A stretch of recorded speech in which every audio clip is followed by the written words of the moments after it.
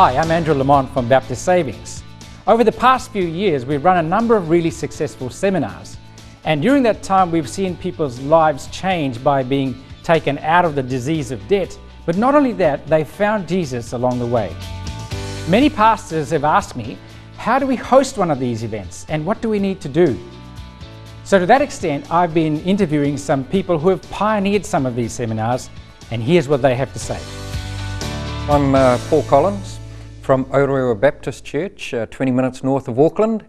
Been up this way, December, it's going to be 10 years actually at the church. Came from down the mighty Waikato, go the Chiefs.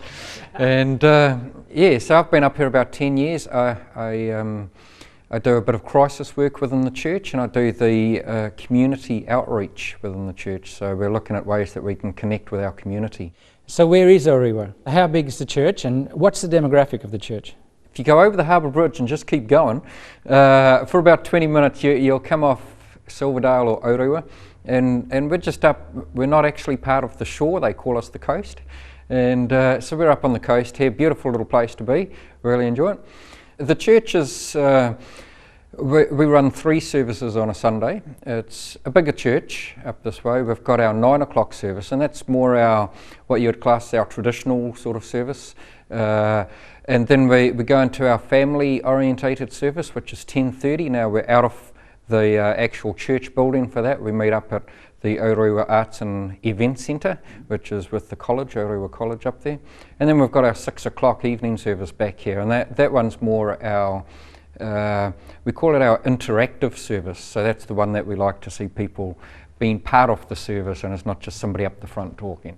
The demographic of this church, really, we've got quite a wide demographic of the church itself, which is good. We have approximately 600 people at the church, about 620 on the database at the moment.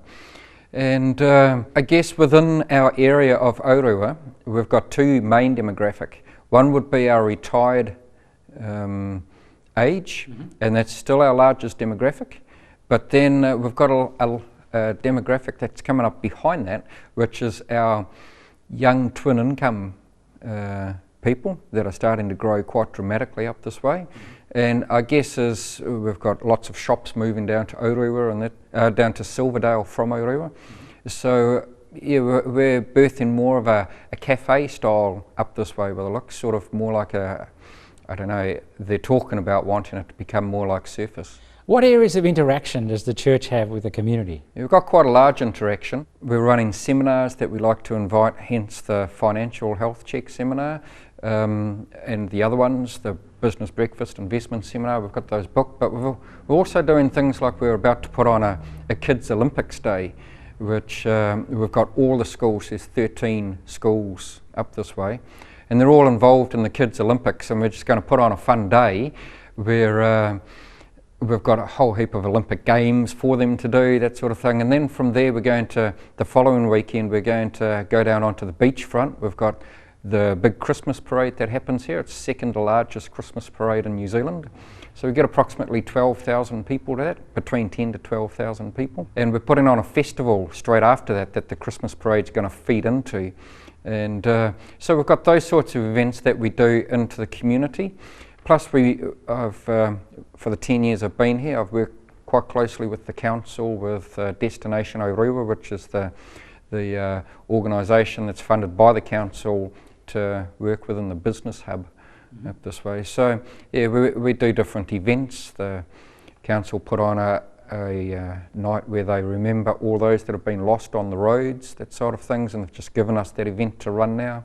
So they get lots of families that come down to that, and just ways we can interact, small ways. So had you heard of Baptist Savings before you did the seminar, and what role did they play in your thoughts? Well, I certainly have heard of it, been in my role, you hear of it quite a bit. I've got to admit, within my role, there's 3 pastors here. Within my role, it didn't bring me much in line to Baptist Savings. That's another part of one of the other pastors' roles here.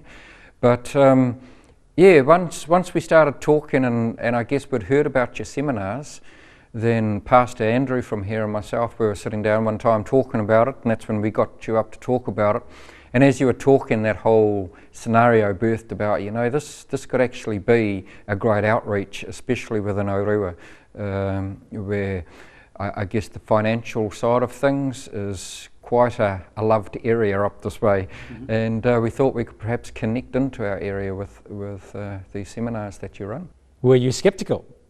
No, I don't think sceptical would be the word. I think as you spoke, it birthed in me more a security to think this could actually be something that could work up this way. I remember distinctly thinking of the different organisations that I deal with that could actually profit from something like that. Not to mention we've got, like a lot of the churches, a food pantry that operates out of here. We call it God's Pantry. And we've got quite a large food drive, the You Can Help project, that kicks in at Christmas time, where all the community comes in behind it and we send out food parcels into the community. And that's brought us across some very needy people up this way. And when I heard the sort of thing, especially with the financial health check that you are offering, all I could see was positive outcomes from that. And so what did the church do to prepare for the financial health check? Well, that's quite a big question, that one, because it became part of our system. We've been journeying for, since 2011. We've been looking at what God wanted us to be doing in 2012, and we wanted us as a church to be going. And one of the main drives we really felt convicted on, not just as a leadership, but the entire church, is that we need to get outside of our walls. That church is church, and that's fantastic, but we've got a hurting community and we need to get alongside those people. So we've been journeying for quite a while on that process, and we just saw the seminars as being something that would enhance what God had already been laying on our hearts. And the way that it all came about was fantastic. I mean, we got the church in behind as soon as we were able to form up an entire plan for 2012 and going into 2013, where it took people from our community and took them through an intentional path and led them right through to hopefully seeing commitments made.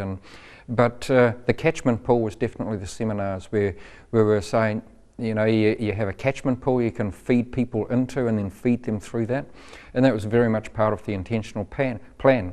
So because we'd journeyed that with the people of the church, when we bought the final, what it looked like with the seminars and what we're doing with the Kids Olympics and the festival that we're going to be doing, the food drive and things, and we married it all together, the church had already been journeying with us. So they were behind it. So it wasn't really a sell we had to do at all. How did you get so many people to volunteer on the night?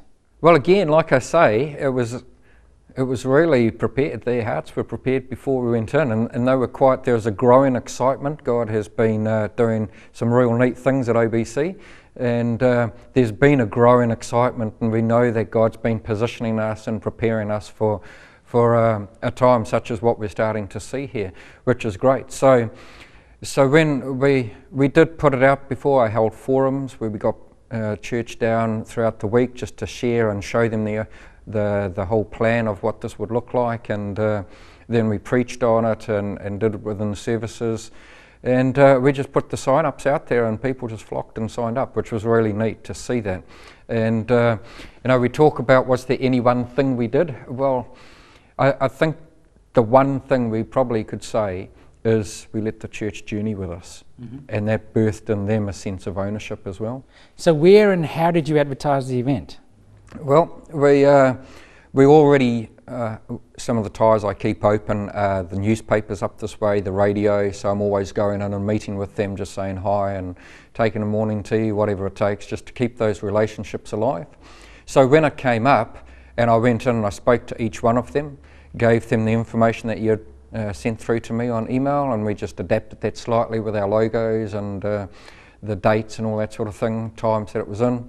And then they just took it and ran with it. So we had editorials in newspapers, we had heaps of radio. They took it, didn't charge us a thing, got thousands of dollars worth of advertising through the radio, and they bought into it. And it's something that we've been trying to grow within our community for many years. And the time I've been here anyway, I've tried to journey with our community as well, so that when these events came up, it wasn't just seen as a Aurua Baptist event, the community owned it as well. So that made it quite easy with getting the promotion work out.